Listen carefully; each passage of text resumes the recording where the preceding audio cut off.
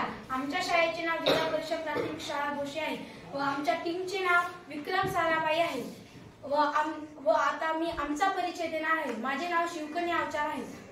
माझे नाव ऋतुजा अवचार. माझे नाव पवन फडके आहे. माझे नाव योगिता अवचार आहे. व आमच्या प्रयोगाचे नाव आधुनिक कांदा चाळ असे आहे.